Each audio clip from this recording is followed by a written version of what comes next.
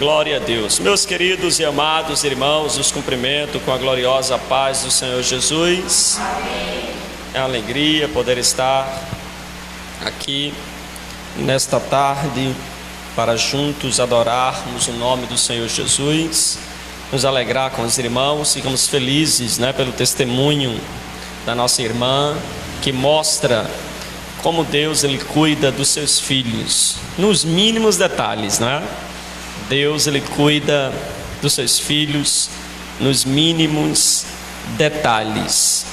Meus irmãos, eu quero convidá-lo neste momento a se colocar de pé. Abra sua Bíblia comigo, por gentileza, no livro de Atos dos Apóstolos, capítulo de número 3. Deus tem uma palavra para nós aqui nesta tarde. Você crê? Deus ele vai te surpreender nesta tarde. Aleluia. Louvado seja o nome do Senhor. Atos, capítulo 3, verso 1. Aleluia. Louvado seja o nome do Senhor Jesus. Os irmãos acharam? Diz assim a palavra de Deus: Pedro e João subiam ao templo para a hora da... Eu atropelei aqui uma palavra, não foi? Pedro e João subiam ao templo para a oração da hora nona. Era levado um homem coxo de nascença, o qual punha diariamente à porta do templo chamada Formosa para pedir esmola aos que entravam. Vendo ele a Pedro e João, que iam entrar no templo, implorava que lhe desse uma esmola. Pedro, fitando juntamente com João, disse: olha para nós. E ele os olhava atentamente, esperando receber alguma coisa. Pedro, porém, lhe disse: não possuo prata nem ouro, mas o que tenho, isso te dou. Em nome de Jesus Cristo Nazareno, anda. E tomando pela mão direita, e levantou imediatamente, e os seus pés e tornozelos se firmaram. De um salto se pôs em pé, passou a andar e entrou com eles no templo, saltando e louvando a Deus. Viu todo o povo a andar e a louvar a Deus, e reconheceram ser ele o mesmo que esmolava, assentado à porta do templo, e se encheram de admiração e assombro por isso que lhe acontecera. Amém? Vamos assim orar, agradecendo ao Senhor. Pai querido, graças te damos por esta rica oportunidade, por este momento em que nós estamos reunidos para te adorar. Abre as portas dos céus nessa tarde sobre nós. Fala com a tua igreja, fala com os teus filhos. Ó Deus, é o que nós te pedimos, e é também o que nós te agradecemos, em nome de Jesus. Amém e amém. Tome seu assento, por gentileza. Queremos assim também convidar os irmãos que nos acompanham através das redes sociais para manter a sua Bíblia aberta, se você puder. Se você está impossibilitado de chegar à casa do Senhor, é uma ótima oportunidade de você reservar este momento agora para estar oferecendo um culto a Deus, estar participando também conosco através dessa transmissão e ainda sendo um canal de Deus para outras pessoas, compartilhando esta palavra com um amigo, com um colega ou num grupo, abençoando outras vidas. Meus irmãos, Hoje eu quero trazer uma palavra para os irmãos, falando sobre a cura desse coxo que era colocado na porta do templo com o objetivo de pedir esmola. Observe, os irmãos, que esse homem, ele nunca teve a oportunidade de andar, sempre dependia dos outros. Ele nasce coxo, ele nasce com uma deficiência. E observem que o problema deste homem não é um problema que ele contrai por um erro ou por uma desobediência. Este homem, ele está coxo por algo que não estava sobre o seu controle, que não estava sobre o seu domínio, que não estava sobre ele. Perceba, os irmãos, que ele nasce simplesmente coxo, ele nasce sem poder andar, ele nasce com essa deficiência. E observem que você não poder andar é tornar-se uma pessoa dependente de outra pessoa, é você ser dependente de terceiros para ir ao banheiro, para resolver uma coisa, está sempre na dependência do outro. Os irmãos há de concordar comigo que ser dependente de terceiros é difícil, porque alguém precisa estar sempre à nossa disposição para nos levar, ou nos trazer, ou cuidar de nós. Não é nada fácil quando você está exclusivamente dependendo de terceiros. Observem que esse homem dependia dos outros. Não bastasse ele depender dos outros, a Bíblia nos mostra que ele era um homem pobre, irmã Josenilda. Por que, pastor, ele era pobre? Porque ele é um esmoler. Observem que ele está na porta do templo para pedir esmola. Ele está na porta do templo tentando granjear algum alimento, alguma prata, algum ouro, para levar para casa, se é que ele tinha casa. Apesar dessa dificuldade, a Bíblia Sagrada nos mostra que ele tinha algumas pessoas, que eu não sei se ele pagava, mas que todos os dias tinha a preocupação de levar ele até a porta do templo para granjear algumas moedas. E esse homem era colocado ali na porta formosa, onde ficava pedindo esmola a quem entrava e a quem saía, dependendo dos outros para andar, dependendo dos outros para comer, dependendo dos outros para vestir, dependendo dos outros até mesmo na sua vida financeira. Ele estava sempre recorrendo aos outros, sempre precisando do favor dos outros. Quando alguém podia fazer, ele ia, quando não podia, ele não ia. Agora imagine como era difícil a vida deste homem.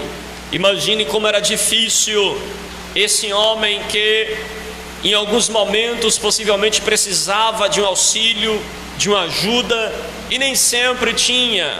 E ele estava na porta do templo pedindo esmola. E pelo que nos parece, esse homem passou muito tempo ali. Lá na frente, num do discurso de Pedro, vai ser mencionado este homem, e ele já está com 40 anos de idade. Isso significa dizer que este homem viveu 40 anos, irmãos, pedindo, dependendo dos outros, precisando de favores. E você sabe quantas vezes este homem possivelmente foi humilhado, milhares de vezes. E esse homem estava ali na porta formosa do templo, estendendo as mãos e pedindo ajuda para quem ali entrava.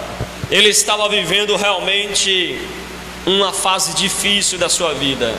Na verdade, eu acredito que não teve uma fase tão fácil para ele. 40 anos dependendo dos outros, dependendo de terceiros.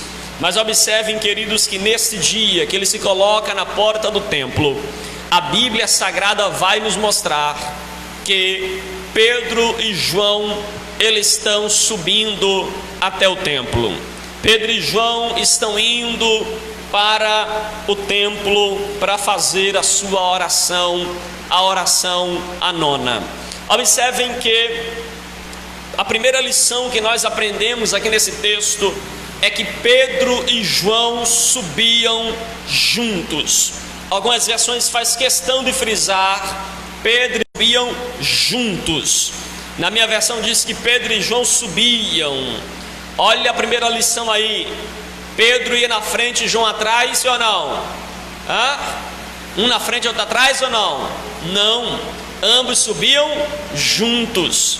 Eles iam juntos à igreja. Eles estavam juntos para ir à oração. E estar juntos significa o quê? Que eles eram unidos. A primeira lição que nós aprendemos é a unidade. Pedro e João eram unidos. Antes de vir para a hora da oração, se fosse hoje, João passou o zap para Pedro e disse: Pedro, vamos orar? E Pedro disse: vamos. E a gente vai de que hora? X. E eles marcaram a hora e subiam juntos para a oração. A mãe de João, ela queria em um dado momento colocar João à direita de Jesus. Ela disse: Senhor, tem como colocar meu filho à tua direita? Porque ela queria status para João. Mas esse desejo de sua mãe de querer ver João ou um dos seus filhos, uma à direita e outra à esquerda de Jesus, não floresceu no coração de João. Se João tivesse deixado isso entrar no seu coração, ele não iria estar trabalhando unido com Pedro. Mas observem que João e Pedro, na hora da oração, eles subiam juntos para ir buscar a presença de Deus. O Salmo 133, versículo 1 diz: ó, quão bom e quão suave é que os irmãos vivam em união.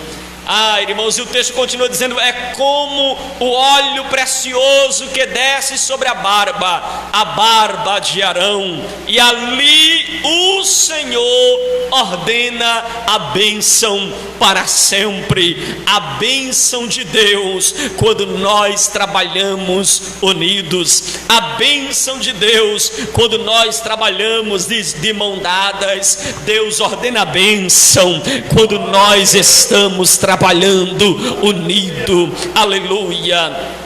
Louvado seja o nome do Senhor Jesus. Ó, quão bom e quão suave é que nós vivamos em união, irmãos. Que nós estejamos juntos, que nós possamos sentir a dor dos outros, chorar com quem chora, se alegrar com quem se alegra, abraçar e ter o mesmo sentimento que houve em Cristo Jesus também com o nosso próximo. Nós vivemos hoje um mundo muito egoísta. Nós vivemos hoje um mundo onde as pessoas estão cada vez mais isoladas. Percebeu como nós estamos construindo nossas casas? As pessoas estão agora construindo apartamentos. Um mora em cima, o outro embaixo, e ninguém tem contato com ninguém. Eles moram em residenciais onde ninguém é amigo de ninguém. Se precisar, irmãos, comprar um sal, não dá para pedir ao vizinho. Você lembra? Antigamente, irmãos, eu moro no interior, morava no interior, a casa vizinha da outra, faltava um sal, ia na casa do vizinho. Hoje a gente mora cada vez mais, a gente vê sendo propagado a ideia de residencial, de apartamento, onde se faltar uma colher de sal, a gente não tem a quem pedir, tem que descer, ligar o carro e às vezes lá no mercado, ou ir pegar um ônibus lá num local longe para comprar um pouquinho de sal, porque nós estamos morando perto, mas ao mesmo tempo estamos desunidos. Não falo desunido no sentido de viver em briga, mas nós não estamos vivendo uma unidade. Não vos falo aqui nesta tarde de uma uniformidade, porque até mesmo na igreja há diferenças. Há pessoas que têm talentos, dons e funções diferentes, mas percebam que nós não podemos deixar de estar unidos. Pedro e João subiam juntos. Aleluia. Louvado seja o nome do Senhor.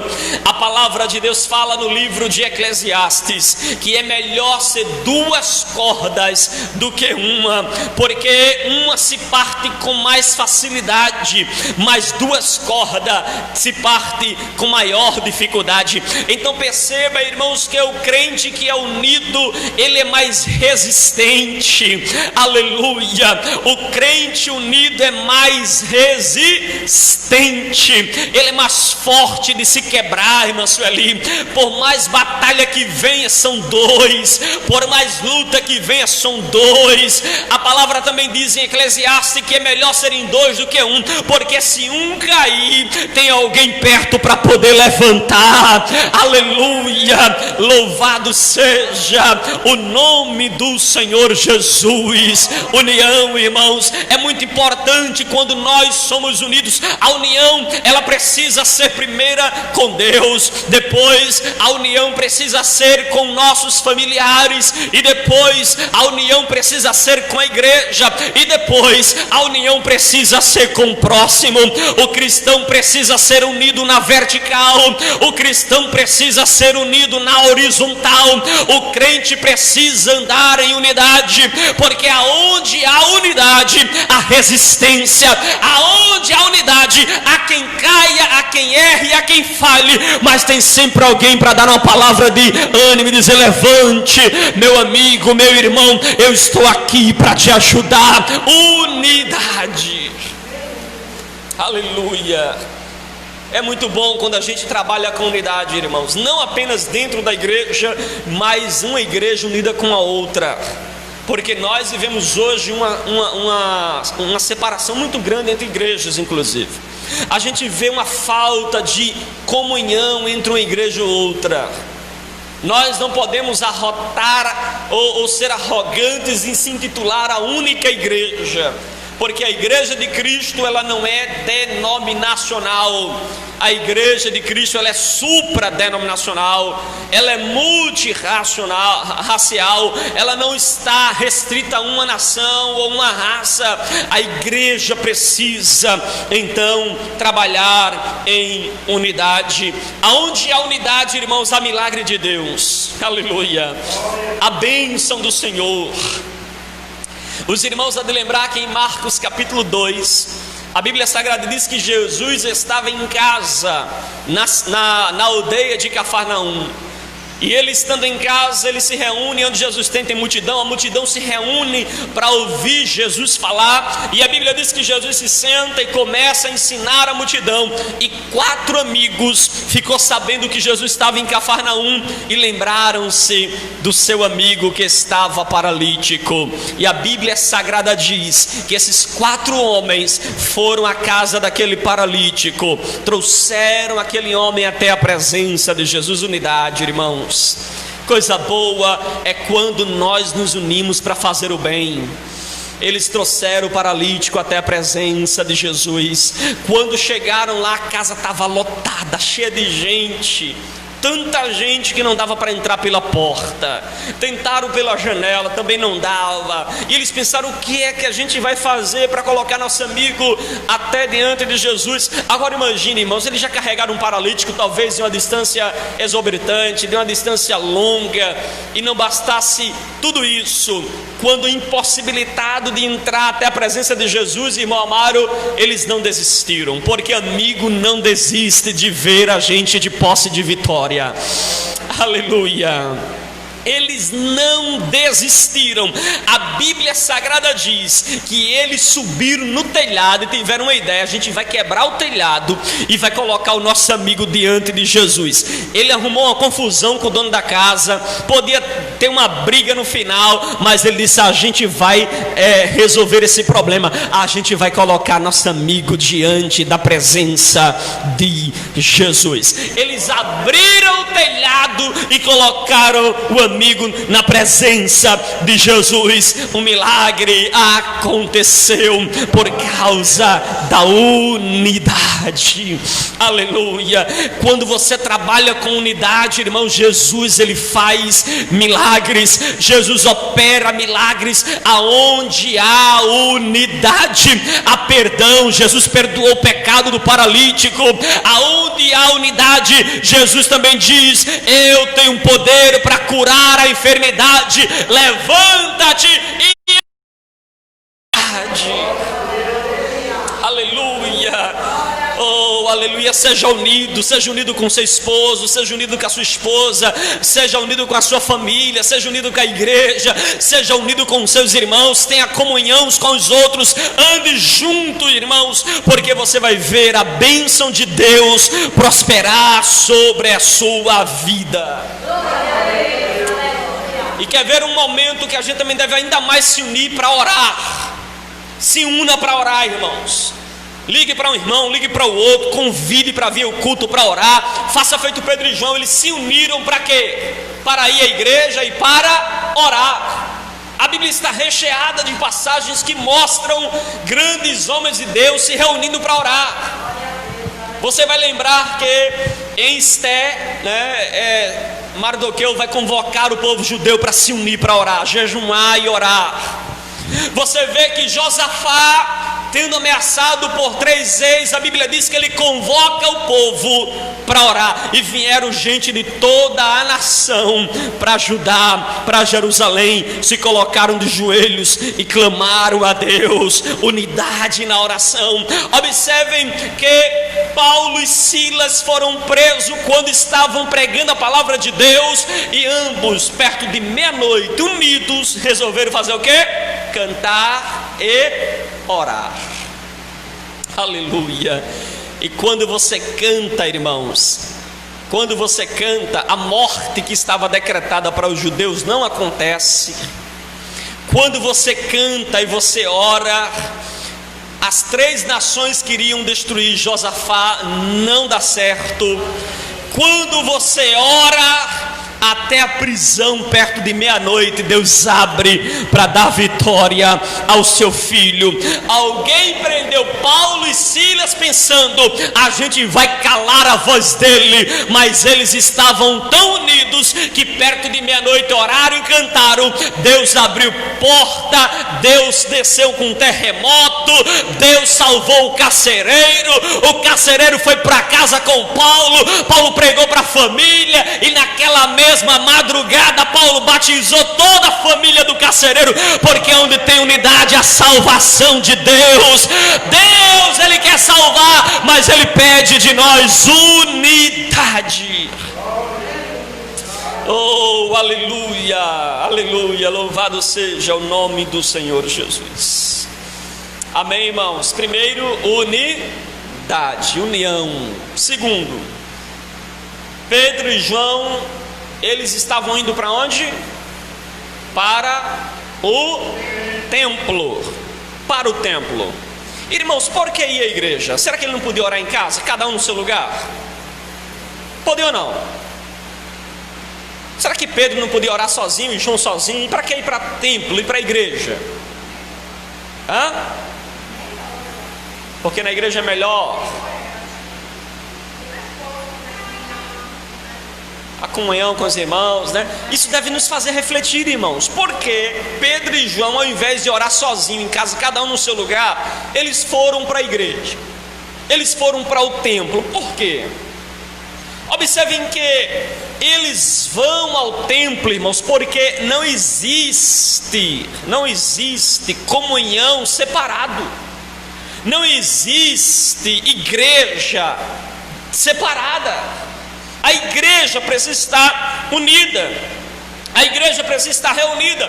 Embora aqui tivesse o templo, a estrutura onde o povo se reunia, observem que eles iam até o templo para orar, para buscar a Deus, para clamar ao Senhor.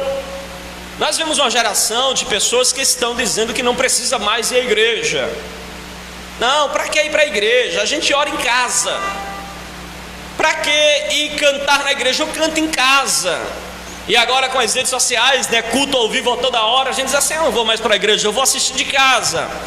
Mas irmãos, Eu sempre digo que o melhor programa de televisão evangélico, o melhor programa de rádio evangélico e a melhor transmissão de culto evangélico é pior, muito pior do que um culto, irmãos. No sentido de que não se compara a nós nos reunirmos. Não se compara. Uma coisa é você assistir aí em casa, outra coisa é você estar junto com os irmãos. Uma coisa é você estar em comunhão com a igreja, participando junto com a igreja. Tem sua validade? Tem seu valor? Tem. É útil ter um canal TV com um programa de televisão evangélico? É excelente. Uma rádio? Excelente. Uma transmissão? Excelente. Mas não se compara a igreja estar reunida. Não se compara. Não se compara. É muito importante quando nós subimos à igreja para orar, para louvar, para adorar a Deus. Pedro e João poderiam ficar cada um na sua casa, mas eles subiram ao templo para orar. Eles subiram até a igreja, eles foram até a igreja. E muitas vezes, irmãos, algumas pessoas dizem assim: pastor, eu não vou para a igreja porque eu sou a igreja. Deixa eu desmistificar isso aqui, viu? Porque a gente diz assim: eu sou a igreja, pastor. Eu sou a igreja. E veja que parece uma frase verdadeira, mas ela é enganosa. Sabe por quê? Calma aí, nós somos a igreja. Veja, nós somos a igreja, verdade. Mas você sozinho não é a igreja. Entendeu a diferença? Nós somos o quê? A igreja. Mas você sozinho não. Você sozinho não é a igreja. A igreja somos nós, unidos. Se você está separado do corpo, você não é a igreja. Observem que Paulo vai dizer que vocês são membro um dos outros, e juntos vocês são o quê? O corpo de Cristo. Veja, a igreja, ela é o corpo de Cristo. Individualmente nós somos o quê? Membros do corpo, mas unido nós somos o corpo, que é a igreja. Os irmãos entendem isso aqui? Há uma diferença, porque nós estamos vivendo uma época que as pessoas dizem assim: eu sou a igreja, você é um membro. E se esse membro não tiver ligação com a igreja, que é o corpo, ele morre. Corte um dedo seu e deixe fora para você ver do corpo. Ele faz o quê? Ele apodrece. Porque não existe vida fora do corpo. Não existe vida fora do corpo de Cristo. Se você é membro do corpo de Cristo, você precisa estar inserido no corpo. Você precisa estar na comunhão com os irmãos. Você precisa participar do relacionamento. Veja que Atos capítulo 2, verso 38 em diante, diz que a igreja se reunia todos os dias no templo para partir o pão, para a comunhão e para evangelizar. E muitos sinais Deus operava no meio do povo. Mas observe que eles estavam unidos, porque separados somos membros, mas unidos nós somos o corpo de Cristo. Aleluia, louvado seja o nome do Senhor. É muito importante que nós entendamos isso. E há muitas pessoas deixando de congregar por causa desta ideia. E se os irmãos lerem Hebreus capítulo 10, foi pregado até inclusive a semana passada pelo nosso diácono, Hebreus 10, verso 25, a Bíblia diz: não deixem de congregar, como é costume de alguns. Veja que quando a Bíblia diz não deixem de congregar, não é se vocês quiserem, não é se vocês puderem, não, é não deixem de congregar. Ali é uma ordem, é um imperativo. É a mesma coisa quando Deus diz assim: não matarás, não adulterarás, não furtarás, não cobiçarás, não deixais de congregar. Tem diferença? Não deixe de congregar. E o texto vai dizer que é costume de alguns deixar de congregar. E sabe por que a maioria das pessoas deixam de congregar? Porque diz que tem dificuldade de relacionamento com o outro.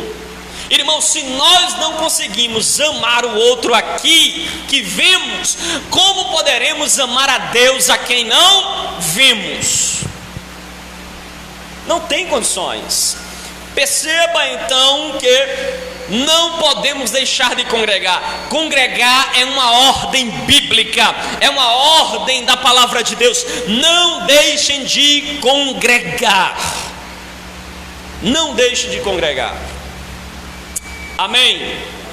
Agora veja que Pedro e João subiam juntos primeiro para o templo, para fazer o quê? Orar.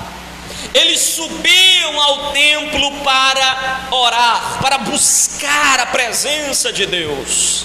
Aleluia, aleluia. Irmãos, eu penso que nós precisamos nos voltar mais para a oração. Nós precisamos orar, urgentemente nós precisamos orar. O que nos falta às vezes não é recursos. O que nos falta às vezes não é aparatos técnicos, não é materiais.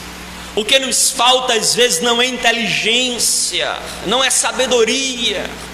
O que nos falta às vezes não é conhecimento de como fazer o casamento andar, de como fazer os filhos crescer saudável, de como fazer a obra na igreja florescer. O que nos falta não é conhecimento sobre isso, não é conhecimento. O que nos falta é orar, é de fato nós buscarmos a presença de Deus. Agora olhe, Pedro e João, discípulo de Jesus, agora apóstolo de Jesus, que em Atos capítulo 2 eles receberam poder de Deus. Em Atos capítulo 3, mesmo depois de serem revestidos pelo poder de Deus, eles estão subindo ao templo para orar. Eles reconhecem que tem necessidade de diálogo com Deus, porque orar é diálogo com Deus, orar é estar na presença de Deus, e eles estão indo à presença de Deus. Aleluia, louvado seja o nome do Senhor Jesus. Eles estão indo na presença de Deus. Você veio aqui nesta tarde para estar na presença de Deus. Você está diante da presença poderosa de Deus neste lugar. Aqui você tem uma audiência particular com Deus. Às vezes você precisa de algo, aí tem que falar com o secretário, tem que falar com outro, para depois falar com quem você deseja. Mas aqui não. Quando você se coloca de joelhos, você tem acesso à presença poderosa de Deus. E ainda quando você diz: pastor, eu não sei orar como convém, não te preocupa, porque o Espírito Santo, ele intercede diante do Pai com gemidos inexprimíveis. E quando você não sabe orar aqui, o Espírito Santo pega as tuas palavras e as transforma em uma oração correta e louvável diante de Deus. Aleluia, aleluia. O Espírito Santo do Senhor, ele intercede por nós. Nós precisamos orar, irmãos, urgentemente nós precisamos orar. Eu não falo nós apenas aqui, a igreja do Senhor, em qualquer lugar, em qualquer ambiente, precisa urgentemente de oração. Nós estamos valorizando muito as técnicas, nós estamos valorizando muito a nossa capacidade de fazer, quando na verdade nós não podemos fazer nada sem a presença de Jesus. Somente com a presença de Jesus que a gente pode alcançar grandes vitórias. Somente com a presença de Jesus que a gente pode alcançar milagres. Hoje, irmãos, nós vemos uma ausência muito grande de oração. A gente não tem paciência de orar, a gente não quer se reunir para orar, a gente não ora em casa, não ora na igreja, não ora em canto nenhum. Às vezes até a gente fala de oração, acha bonito frases de oração, palavras de oração, a gente compartilha algumas orações, mas a gente esquece de orar. Nós esquecemos de buscar a presença de Deus. E às vezes nós nunca nos ajoelhamos para conversar com Deus como amigo. aleluia, mas nos ajoelhamos diante de Deus para cobrar dele como se Deus nos devesse alguma coisa. Nós exigimos de Deus, nós cobramos de Deus, como se Deus devesse para a gente alguma coisa, mas nós esquecemos de orar, nós esquecemos de manter um relacionamento com Ele. Orar, irmãos, é relacionamento com Deus.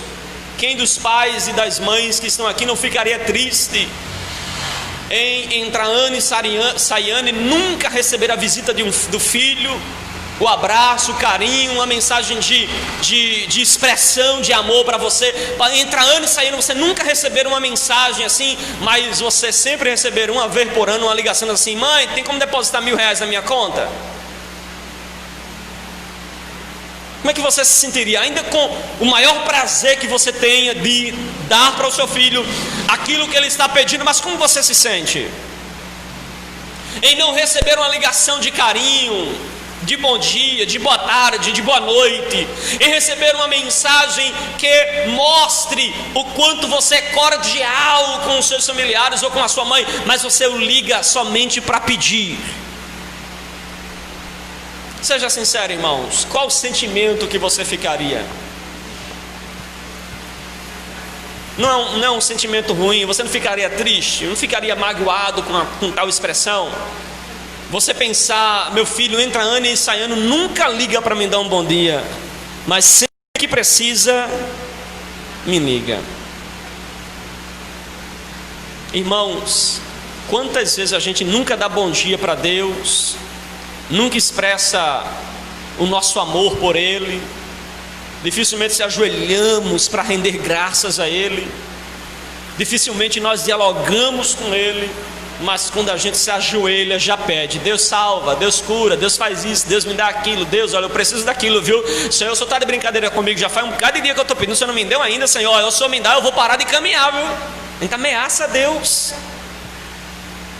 Tem pessoas que dizem para Deus: Senhor, se o Senhor não me der, olha, eu vou sair daquela obra, viu? Vou abandonar aquela obra. Se o Senhor não me der, eu não vou mais para a igreja. Irmãos, quem a gente pensa que Deus é para a gente dizer isso para Ele? Deus não está obrigado a nós. Deus não é o nosso garçom. Deus não é o nosso serviçal. Deus, Ele é soberano. Deus, Ele é Senhor. Deus é o Deus Todo-Poderoso, que manda no céu, que manda na terra, que manda na minha vida, que manda na sua vida. Ele é Deus. Quem somos nós para exigir alguma coisa dele, irmãos? Principalmente se nós não temos relacionamento com Ele, só se ajoelhamos para pedir. E ainda bem, irmãos, que Deus é misericordioso, viu? Mesmo a gente passando anos inteiros sem conversar com Ele para expressar nosso amor por Ele, mesmo assim, quando a gente pede, às vezes com um coração ganancioso de querer as coisas para a gente, mas nunca de compartilhar nada com Deus, Deus em sua misericórdia nos atende. Esse paralítico aqui, ele era colocado na porta do templo para quê? Para quê? Pedir esmola. Quem colocava esse paralítico ali só tinha uma finalidade. Veja, na porta do templo, ele não entrava na igreja, ficava na porta somente para pedir. Ele não entrava para orar, ele não entrava para cantar, ele não ia para cultuar. Quem colocava ali, colocava ele somente no propósito de granjear algumas moedas. E resultado? Ganhavam as moedinhas, Manilda, e voltavam para casa. Só que as moedas não duram, se acaba. E o que é que tem que fazer, irmã Simão? No outro dia tem que estar lá de novo, pedindo as mesmas moedinhas. Aí ganhava mais umas moedinhas, voltava para casa, comprava o pão da noite, e no outro dia precisava de novo, e voltou. Essa história durou quantos anos? 40 anos. Porque quando a gente deixa o relacionamento de Deus de lado, somente para pedir aquilo que a gente precisa, a gente vai ficar feito um esmoléu, sempre precisando. A gente vai ser um mendigo espiritual, vai estar sempre na porta. Deus, eu preciso de prata. Deus, eu preciso de ouro. Deus, eu preciso. E sempre na porta. A gente nunca recebe um milagre completo. Vamos ser sempre atendidos com paliativos. Já percebeu que muitas vezes a gente só recebe paliativo? O que é um paliativo? Paliativo é aquele remédio que você toma só para aliviar, não é? Mas não passa, não cura, é só para aliviar. Depois que toma, alivia. Depois que passa o efeito do remédio, você precisa de quê? Do remédio de novo, porque foi só um paliativo. Deus não quer dar um paliativo para a nossa vida. Deus, Ele quer curar a nossa alma. Aleluia. Esse homem só recebia paliativo, recebia uns medinhos e voltava para casa. Ele ia e voltava para casa, porque ele era colocado no templo por motivações erradas. Irmãos, há vários motivos pelos quais nós também viemos à igreja.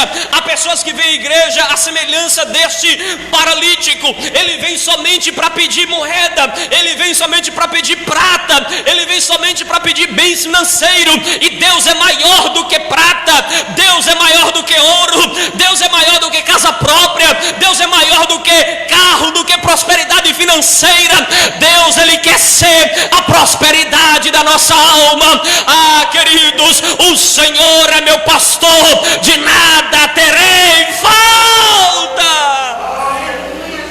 Aleluia, louvado seja o nome do Senhor Jesus.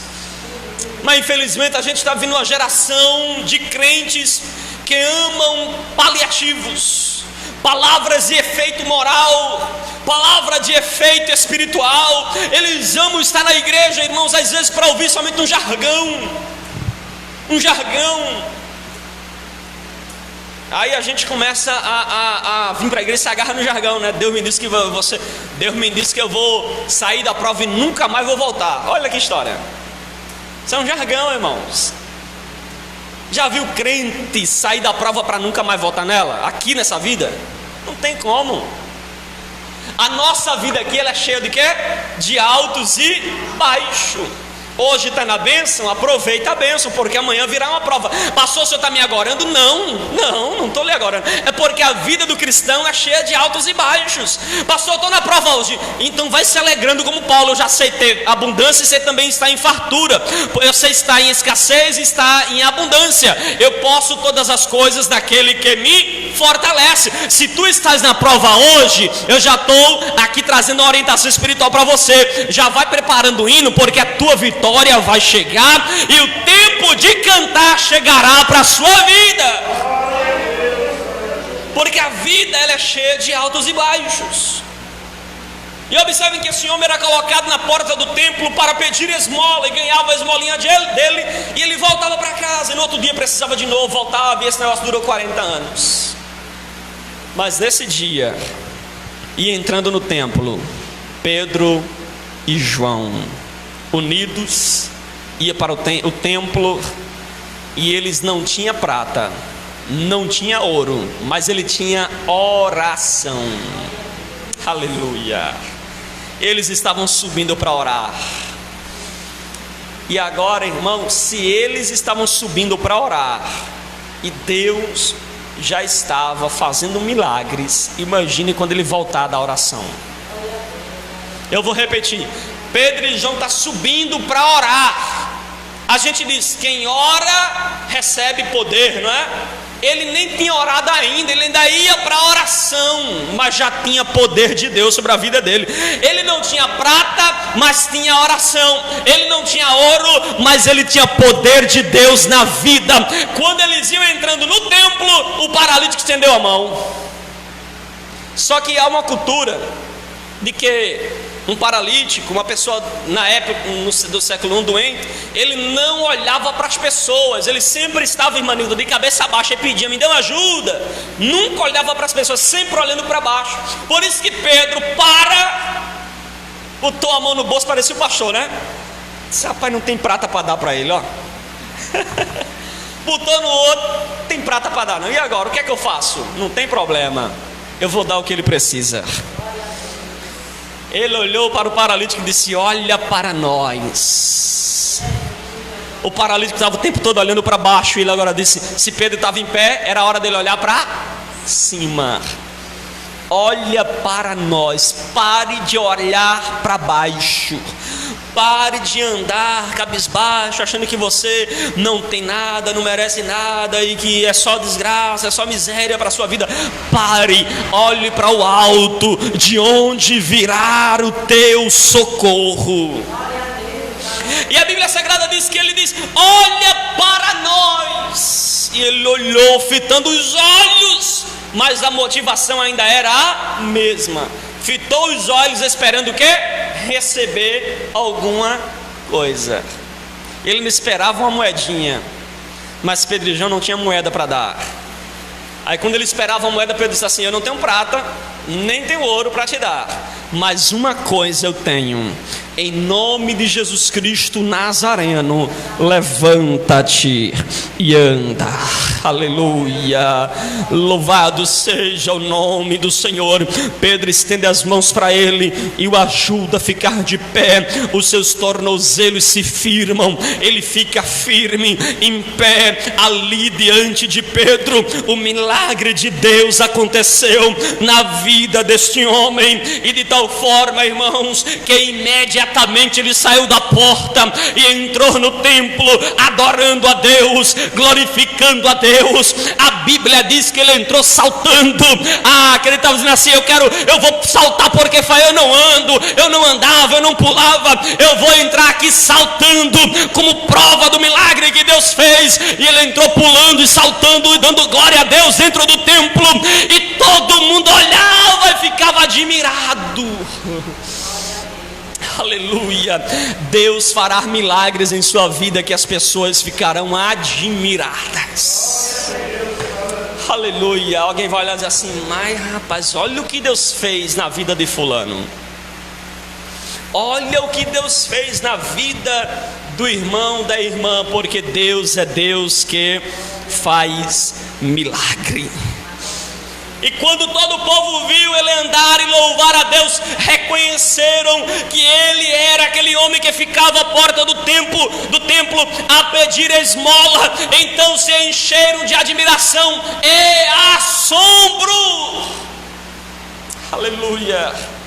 Eu penso que está na hora, irmãos, da igreja, de nós assombrarmos o mundo pelo poder do Evangelho em nossa vida. As pessoas precisam ficar assombradas com o que Deus faz em nós, por nós e através de nós.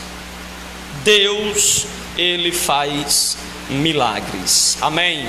Você pode ficar de pé? Aleluia. Louvado seja o nome do Senhor.